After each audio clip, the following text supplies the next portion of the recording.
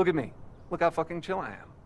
They lose, man. I fucking win. So just relax and take the day off, man. Consider it a present from corporate fucking America.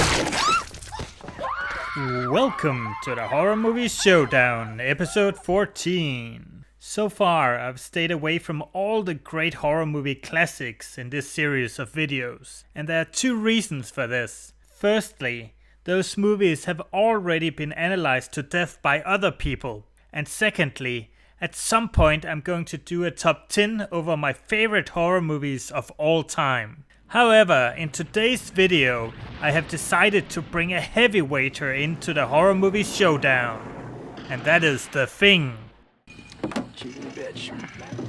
The movie was first released in theaters back in 1982. It was critically bashed, and Roger Ebert referred to it as a great bath-bag movie made for teenagers, while the New York Post referred to it as instant junk.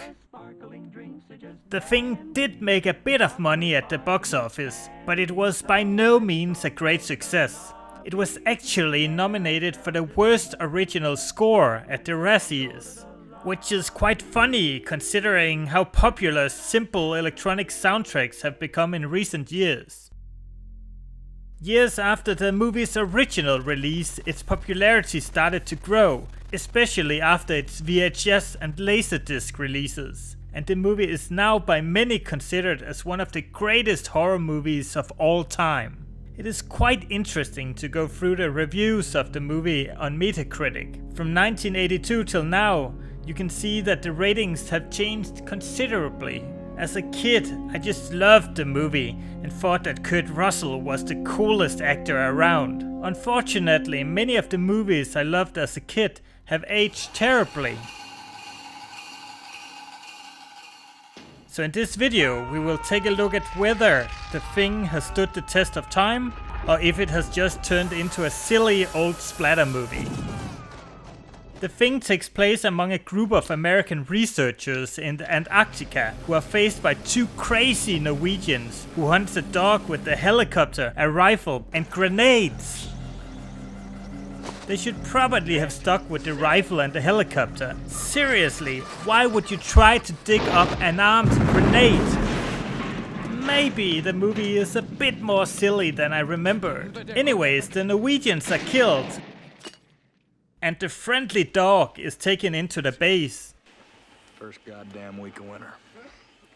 As communications are down, McCready and Dr. Blair go to investigate at the Norwegian base and finds that everyone is dead, and then they find this thing.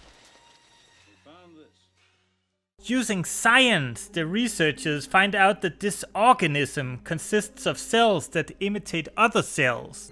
And later on, they find out that this thing can actually replicate other organisms, like humans. Tension and paranoia rises, and everyone starts suspecting each other of being imitations.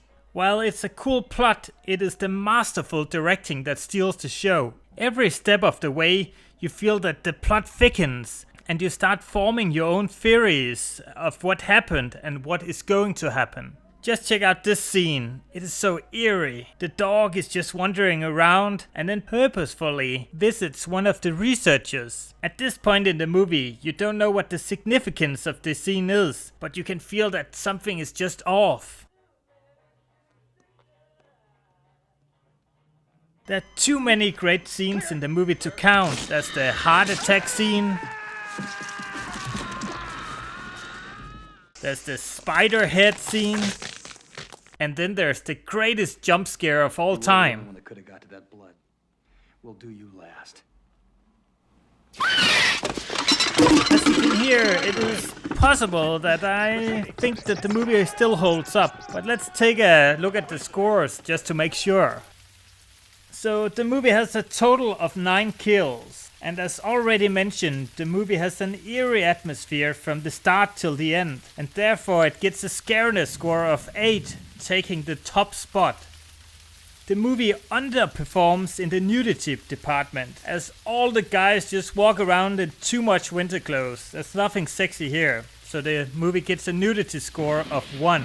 Overall, the movie is quite fantastic, and it gets the top score of 10. If you haven't already watched it, throw everything you have in your hands right now and go watch it immediately. And maybe you should stay clear of the remake from 2011. That movie really sucks. If you are a big fan of The Thing like me, I would recommend that you also watch the movie Re-Animator, which is about an uncompromising doctor's pursuit to reanimate dead tissue.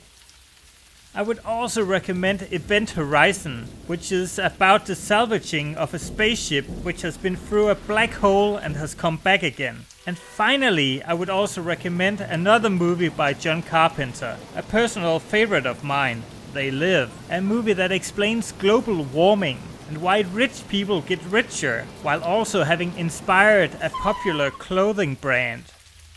Thank you for watching, and I will catch you later. Vital. The old cynicism is gone. We have faith in our leaders. We're optimistic as to what becomes of it all. It really boils down to our ability to accept. We don't need pessimism. There are no limits. It figures it would be something like this.